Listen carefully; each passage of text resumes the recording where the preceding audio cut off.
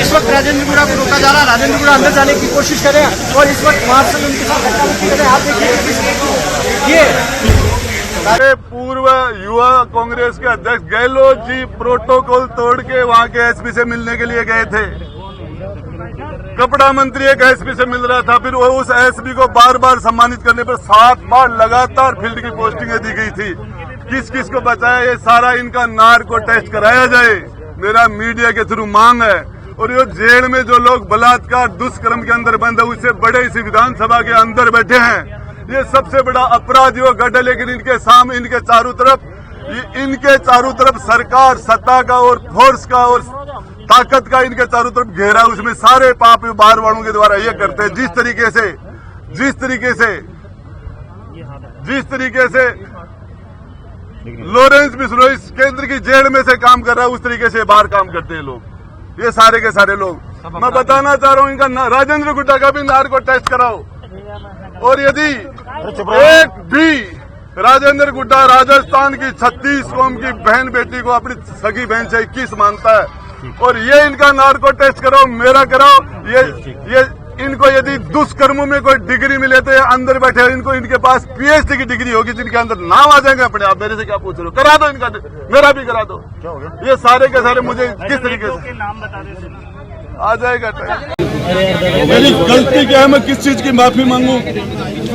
मैंने 2008 में आपको 6 MLA लाके दिए, 2018 में मैंने आपको फिर आपकी लंगड़ी सरकार को मैंने मजबूती दी। नीचे कर लेना आपके सरकार के संकट में मैंने आपका साथ दिया। राज्यसभा के मेंबरों में मैंने आपके हर बार हम आपको पैनल से जीत के दिए थे। हमने आपको राज्यसभा में 1 नहीं 2 बार नहीं 6 बार वोट दिया है। हमने पिछले कार्यकाल में इनको वोट दिया, इस कार्यकाल में वोट दिया, और उसके बाद आज वो मेरे पर 4 लगा रहे हैं कि मैं बीजेपी से मिला हुआ हूँ। मैं बताना चाह रहा हूँ इन सारे लोगों को किस तरीके से कांग्रेस के नेताओं के ऊपर फिल्में बन रही हैं। मेरे पास वो डायरी थी, वो डायरी मेरी छीन ली गई। मेरे साथ इन्होंने सारे के सारे 25-50 लोगों ने एक साथ मेरे ऊपर हमला कर दिया। मेरे गुस्से मारे, धक्का मारा, लात मार के मुझे नीचे पटक दिया। और फिर मुझे मार्शलों ने नहीं, मुझे कांग्रेस के लोगों ने, कांग्रेस के मंत्रियों ने मुझे घसीट के बाहर निकाला। मार्शल तो आए ही नहीं थे तब तक। और उसके बाद मैं तो सिर्फ यही बात कहना चाह रहा था, हमने अशोक गहलोत जी का चेहरा देख के इनको समर्थन किया था। हम इन्होंने इनकी रिक्वेस्ट पर इनके शामिल हुए थे। गहलोत साहब, वो डायरी का आधा पार्ट आपने आपके विधानसभा में गुंडागर्दी करके मेरे से छीन लिया, और आधा पार्ट मेरे पास अभी और है। इस पार्ट के अंदर आपके सारे काले कारनामे, जो लोगों ने आपने विधायकों को खरीदा, किस MLA को राज्यसभा में आपने निर्दलीयों को क्या क्या दिया, किस किस को प्रलोभन दिया, क्रिकेट के चुनाव में आपने क्या क्या काले कारनामे किए पैसे दे के, वो सारी चीजें अभी खुलासा मैं आगे भी करूंगा। मेरी डायरी उनसे मेरे से अमीन खान ने, रफीक ने। कितने दिन के निकाला आपके पास?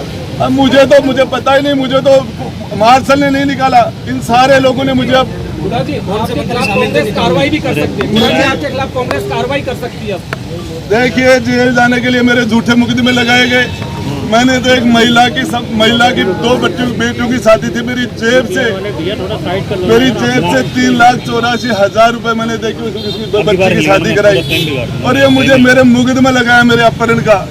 मैं इनका मंत्री था तो मुझे गिरफ्तार कर लेते, अभी भी मुझे गिरफ्तार करते हैं तो मैं इनका वेलकम करता हूँ। इनकी मां ने दूध पिलाया है तो ये मुझे गिरफ्तार करे। राजस्थान की जनता, राजस्थान की सड़कों पर इनका निकलना मुश्किल हो जाएगा 2023 के दिसंबर में। मेरी डायरी में टेबल करना चाह रहा था, मैं टेबल करना चाह रहा था अध्यक्ष के सामने, मुझे टेबल नहीं करने दी गई डायरी। तो आप आज मीडिया के सामने टेबल कर सकते हैं उसको? देखिए, मैं मीडिया के सामने क्या टेबल करूंगा। मैं पूछना चाहता था इस डायरी पर यदि जांच करवा दे तो मैं डायरी उनको देके और टेबल कर रहा था। मुझे डायरी को मेरे से छीनी क्यों गई वो डायरी?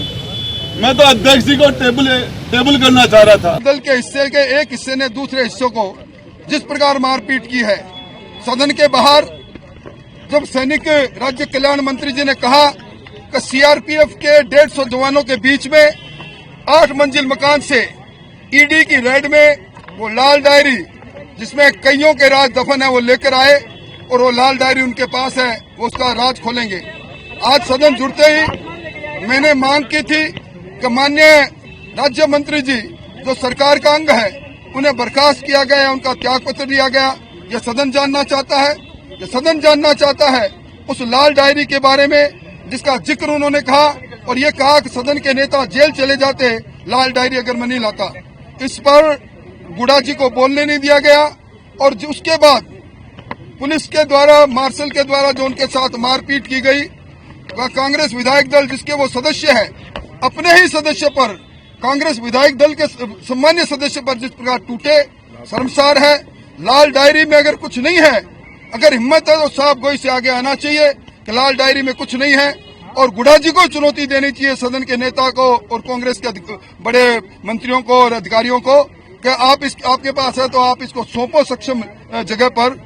और माननीय अध्यक्ष जी को चाहिए था कि जब वो टेबल कर रहे थे लाल डायरी, तो लाल डायरी को लेकर अध्यक्ष जी को सक्षम एजेंसी ईडी को, सीबीआई को, इनकम टैक्स को सौंपनी चाहिए थी ताकि इस सदन की गरिमा बनी रह सकती। पर यह दृश्य पहले कभी नहीं देखा। अब ये सरकार सदन से भागना चाहती है, कई प्रकार के संकल्प पूरक उसके सप्लीमेंट्री एजेंडा के माध्यम से ला रही है। हम पुरजोर विरोध करेंगे।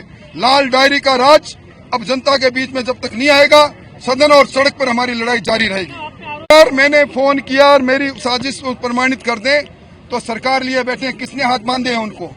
और मैं अगर टेलीफोन करूंगा तो क्यों नहीं करूंगा? कोई मेरे पर प्रतिबंध है क्या कि मैं किसी से बात नहीं कर सकता? मेरा अधिकार है। इसलिए इस अनर्गल बातों में कुछ नहीं रखा। अब जब जमीन खिसकती है और भ्रष्टाचार में सांझे लोग खुद आकर कहते हैं हाँ ये भ्रष्टाचार हुआ है, सरकार के अंग रहे, तो जमीन हिलती है तब इस प्रकार की परेशानी होती है। मैं भी साक्षी था, सदन साक्षी था। वो आगे की कार्रवाई के लिए अपना पढ़ रहे थे, जो बिल पेश का होना था उस पर उन्होंने कहा पहले मेरे को बोलने दो, मेरे को बोलने दो और मेरे को बोलने दो, 3 बार बोले। उसके बाद उन्होंने माइक को दूर जरूर किया। रफीक खान ने गुड़ा जी की जो पिटाई की वो शर्मसार किया उसने लोकतंत्र के मंदिर को।